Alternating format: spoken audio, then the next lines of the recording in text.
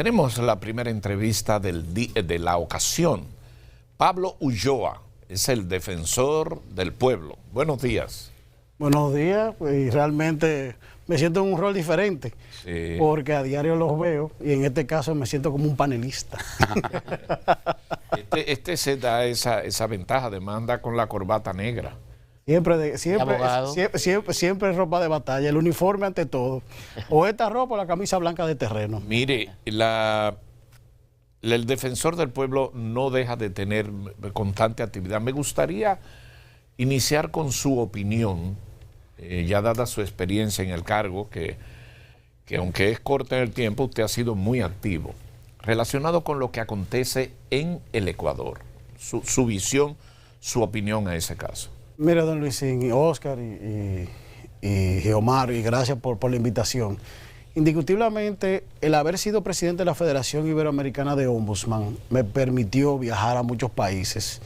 El caso de Ecuador es un caso que es importante que República Dominicana lo analice, por dos razones. Primero, el control de las cárceles no puede estar en grupos organizados, y es lo que ha pasado con el narcotráfico en el caso de Ecuador y se da mucho en Guatemala. Incluso hubo una experiencia que veía de motines hace 2 años, año y medio, donde los privados de libertad entre ellos mismos se mataban. Bueno, la hora no lo permite, y luego del proceso hasta quemaban los cuerpos. Entonces ese control de las cárceles es muy preocupante. Cuando estamos hablando de narcotráfico, estamos hablando de dispuestos a lo que sea, y se da también con la trata de personas. Por eso vemos que la vuelta por México se pasa por cada uno de los países hasta llegar a la frontera con Estados Unidos. El segundo aspecto que tiene que ver con las cárceles, tiene que ver justamente con la incidencia del Estado. Continuamente en Ecuador se ha replegado la posibilidad de que el Estado tenga el control absoluto de todo lo que es el libre tránsito, y creo que el decreto que emitió ayer el presidente de Ecuador significa una vuelta a algún tipo de estatalidad, lo cual ha sido un proceso de deterioro que es preocupante para toda la región. La situación de Ecuador y de otros países en cuanto a eso, ¿cómo debe de verse en República Dominicana para reflexionar en el espacio de democracia y de libertades que tenemos, aunque hay cosas que hay que resolver, pero cómo mirarlo y garantizar que no se vaya todo por la borda? Mire, nosotros tenemos varios elementos, varios indicadores que son preocupantes. Primero, la alta densidad poblacional en las cárceles. O sea, hay una sobrepoblación carcelaria que tiene que rondar en algunas cárceles casi un 300%. Tenemos cárceles que no están en uso. El caso de La Parra es lamentable que se esté deteriorando independientemente de un aspecto relacionado con un proceso. Ayudar a eso al defensor del pueblo. Nosotros hicimos un primer trabajo, una investigación cualitativa. ¿Para 4 años? Sí, incluso nosotros hicimos un trabajo. ¿El deterioro va a ser que haya que invertir más ahora para reparar? No, si uno la ve, uno llora por la cantidad de chatarra que están fuera y el nivel de deterioro que está. Incluso le decía que nosotros hemos hecho un trabajo que va a salir este año, cualitativo en cuanto a los privados de libertad, y vamos a emitir también un informe cuantitativo en cuanto a los privados de libertad por varias razones. La política de Estado de seguridad no puede estar ajena a la realidad de las cárceles. En ningún país desarrollado la política de criminalidad y de seguridad ciudadana se maneja al margen de lo que pasa en las cárceles, porque ahí tú tienes una serie de características, tanto humanas, psicológicas, sociales, económicas, que te van a perfilar un tanto lo que es la realidad social fuera de las cárceles. Por lo tanto, el hecho de que el defensor del pueblo asuma el tema penitenciario, y no solamente ese aspecto, sino relacionado a incluso hasta presos que están presos por elementos de leyes antiguas. Y me explico. La ley de drogas de aquí del 88, la tenencia de droga por la cantidad te manda a cárcel, privación de libertad, cuando tú tienes un problema de salud pública en muchos de esos casos. Entonces, es una reflexión que va todos los elementos. Por eso decía la densidad poblacional de las cárceles. La cárcel de San Juan. Pero, no, y la de Asua, por ejemplo, está sumamente poblada. Pero vayamos a La Victoria. Es una población que en teoría cuando Trujillo era de 1.000 personas, hoy es más de 8.000. Estamos hablando que los privados de libertad en República Dominicana rondan los 26.000. Van a oscilar de 27 a 25, cada quien va a tener una cifra, y por eso el trabajo que estamos tratando de hacer con la Dirección de Prisiones. Ahora, de ese porcentaje, los privados de libertad bajo la prisión, en proceso de revisión, que viene siendo casi un 57%, 60%, te da a entender que tú tienes un congestionamiento en las cárceles que en algún momento tiene que ser un debate público, y por eso incluso la Constitución planteaba una ley de indulto como uno de los transitorios que tiene que tener la nueva Constitución, que no se ha hecho. Indiscutiblemente las cárceles en República Dominicana se han convertido en cementerios de gente viva, y le hemos querido dar una connotación de que no existen. Y es preocupante tener política de seguridad pública sin ver a las cárceles y su realidad a lo interno. Hay muchos presos enfermos, envejecientes y gente que necesita por humanidad ser escarcelados. La estimación de nosotros rondaría unos aproximadamente 300 presos con problemas mentales, y sobrepasando los 75 años, la estimación sobrepasaría unos 300, 400. O sea, estamos hablando de una población de 25.000, 26.000, que tú puedes decir que el 10 o el 15% tengan características humanas, como la parte mental, la parte de enfermedades no transmisibles, que son las enfermedades que nosotros le llamamos catastróficas, cáncer, tuberculosis, VIH, que ameritan un tratamiento diferenciado. Indiscutiblemente son delincuentes, cometieron errores, pero ya la característica humana te lleva a ti a reflexionarlo y a involucrar a la familia, porque muchos de ellos no salen porque la misma familia no los quiere. ¿Has realizado visitas a las cárceles? Todas las cárceles de República Dominicana han sido visitadas por el Defensor del Pueblo, e incluso en este año tenemos una agenda de aproximadamente cada 15 días visitar cárceles. Incluso, bueno, el padre Richardson... ¿Ayuda y trate a rescatar las parras? No, eso es parte del debate, por eso estamos ejerciendo... Va para 4 años. Por eso el estudio que estamos concluyendo, cualitativo y el cuantitativo, porque son los debates que vamos a proponer. Fíjense, por ejemplo, nosotros, todas las opiniones que hace el defensor es sobre la base de investigación y desarrollo. Cuando hablábamos en diciembre de que el mayor derecho vulnerado en República Dominicana es la salud, y que la Policía Nacional es la institución que más violenta los derechos, y los destacamentos el lugar de República Dominicana que el ciudadano ve como de mayor vulneración de derechos, es porque hicimos un estudio que implicó encuesta, análisis regional, hemeroteca, la parte de Big Data, y eso queremos hacer ahora con las cárceles, porque realmente es un aspecto que nosotros tenemos que darle de frente. El tema de la policía, Pablo, ¿cuál es la particular, digamos, información, a partir de esa data que ustedes están sacando, que han sacado del rol de la policía y qué tan violadora de derechos es la policía en su accionar diario, o cuánto hemos avanzado tal vez en esta reforma en cuanto a mejorar la forma en que la policía respete los derechos humanos? A nivel de análisis comparado, tenemos 4 aspectos que tenemos que ver en una reforma. Los salarios, porque indiscutiblemente son seres humanos; tecnología, y ahí sí tenemos un déficit, porque los body cam, las cámaras en los vehículos y la misma información visual nos ayuda a hacer auditorías, no solamente de control interno de la policía con su departamento, sino el Ministerio Público y el mismo Defensor del Pueblo. O sea que tecnología estamos pendientes. El uso y abuso de la fuerza, lo que es el manual de uso de fuerza, como se le llama, en el proceso de formación que se ha venido haciendo en la Policía Nacional, se ha tratado mucho, incluso han sido de las propuestas, una vez nosotros asumimos como Defensor del Pueblo, que se incidiera más en el manual de uso de fuerza, porque, te pongo un ejemplo, el caso que pasó en el destacamento de Naco, del joven que murió, sí, tenía una patología, él tenía una precondición que hacía que él tuviera un nivel de agresividad distinto. El uso de fuerza para una persona con esa condición previa no es el mismo a una persona normal o una persona bajo los efectos del alcohol o la droga. Entonces, el policía tiene que estar entrenado para ese uso de fuerza. Igual, desde que yo saco la pistola es para disparar, porque en Estados Unidos, en Europa, ese uso de fuerza implica llevarlo a un nivel de mitigación del riesgo, o si no de acción. Entonces aquí no podemos estar jugando al maniqueísmo de yo saco una pistola para asustarte, porque con la misma pistola te terminan dando. Entonces el cuarto aspecto que tiene que ver con la reforma propiamente, termina siendo la incidencia de la policía en la comunidad, porque la alerta temprano termina siendo un elemento esencial para tú hacer previsión de los casos. El perfil de las cárceles que hablaba es un quinto, y el sexto es el más importante y que no le hemos dado de frente: la interconectabilidad de la Procuraduría, del Poder Judicial y de la Policía Nacional en un único sistema.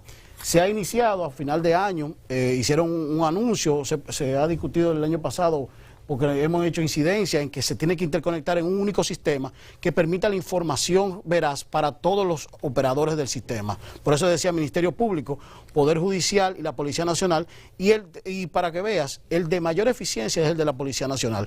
Lo interesante sería ver cómo hay un proceso de análisis a lo interno de cada institución, ceder en el sentido de la interconectabilidad y permitir mayor tráfico de información para que el policía tome decisiones sobre la base de data. Pablo, usted ha sido apoderado de un caso que creo que fue en Hermanas Mirabal, si no me equivoco, de un joven que se le acusó de matar a su madre, de estar violando a su madre. Violarla. Y lo mataron en la cárcel. Y lo mataron, pero no solamente lo mataron. Presos. Los presos le metieron, parece que le introdujeron algo por el ano, un palo, algo así. Y luego parece que ni siquiera estaba violando a la madre. Y hubo una institución ahí que... No, el caso no llegó, pero de oficio la Secretaría General hizo un proceso de evaluación. La idea es generar un informe, así como hicimos en el caso de Santiago, de Ocoa, cuando hubo fallecimiento en los destacamentos o muerte, pero en el caso se hizo un proceso de inspección. La idea es, cada proceso del defensor del pueblo se hace un proceso por el titular o los adjuntos, que son lo que la ley le permite. La Secretaría General activa por el hecho del rumor público, en este caso los medios de comunicación, y yo espero que podamos tener un informe al respecto. Pues bueno, el propio defensor del pueblo fue víctima de un exceso de policía. Sí. Cuando en el canódromo, el almacén de vehículos incautados, ustedes fueron agredidos física y verbalmente. Sí, indiscutiblemente yo creo que fue un precedente, pero un precedente no para el defensor, sino para los funcionarios ejerciendo sus funciones, que es como se tiene que enfocar, y quizás fue el manejo que en algún momento la DGCET o la policía quisieron darle distinto, y por eso nosotros apelamos el caso de la coronela y hoy estamos en corte. El 24 tenemos juicio. ¿Qué sigue el caso? Seguimos hasta el final. En un momento la coronela... ¿Quiere trancar la coronela? No.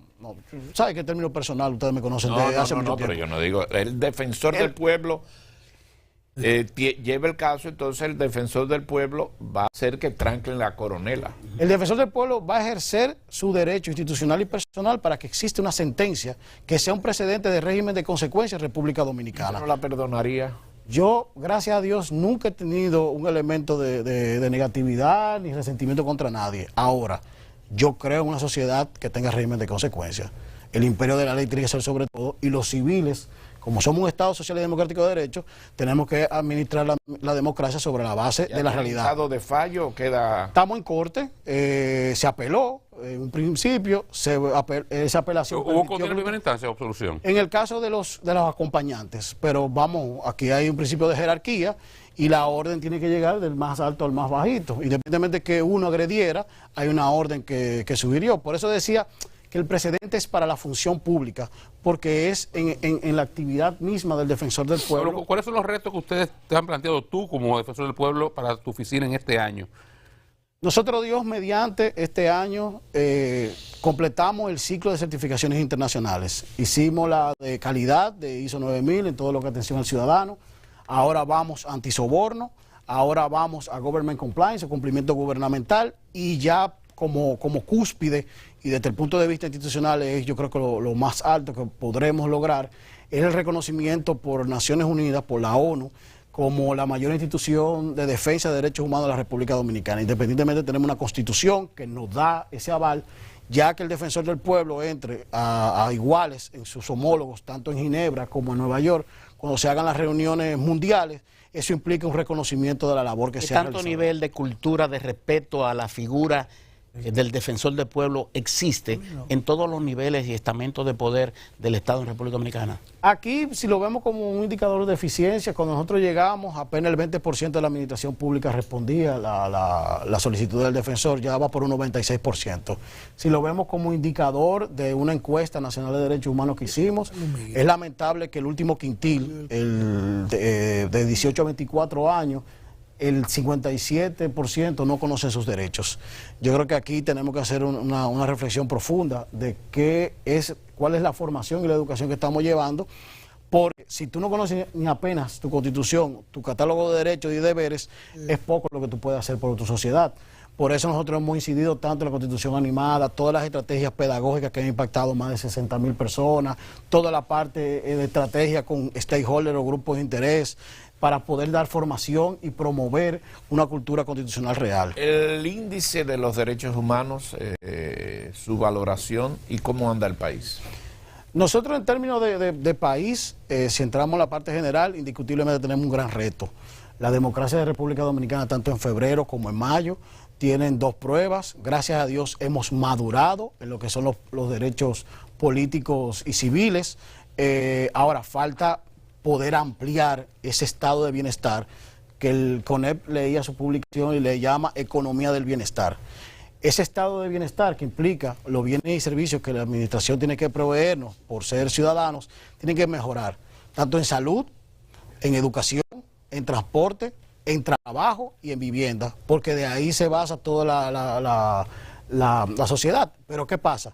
Nosotros tenemos 2 grandes retos luego de las elecciones: reforma fiscal, o la fiscalización del Estado en términos de ingresos, eficiencia del Estado, vamos a tener un Estado grande o pequeño, o cómo vamos a quitar las instituciones que se duplican en sí mismas, en sus funciones, y ese impacto que tiene de manera económica.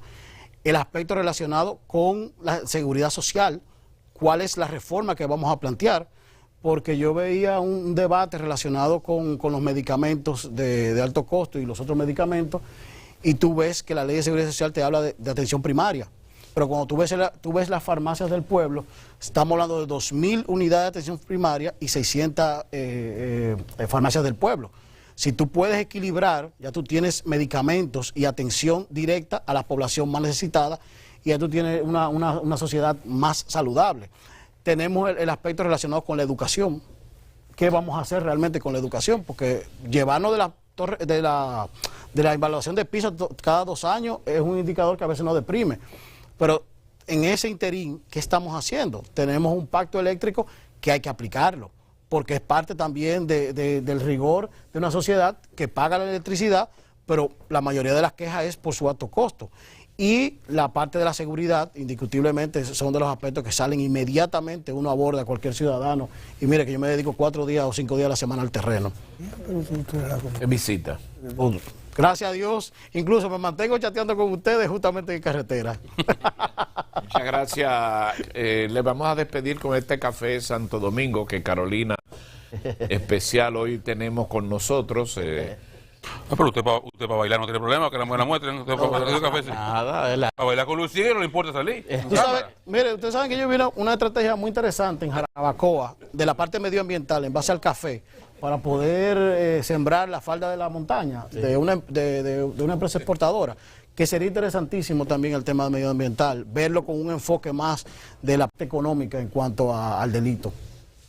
Gracias. Gracias. Bueno, gracias a usted. Pablo. El Pablo Ulloa, defensor del pueblo, ha estado con nosotros. Es agradable ver su desarrollo constante y siempre al frente de cualquier acontecimiento que le compete. Miren, nos vamos a la pausa de la siguiente entrevista. Dio Astacio, candidato a la alcaldía de Santo Domingo Este. Una alcaldía que está entre las que los ojos van a ver el resultado, porque es de las más interesantes por la cantidad de habitantes en la misma. Regresamos en breve.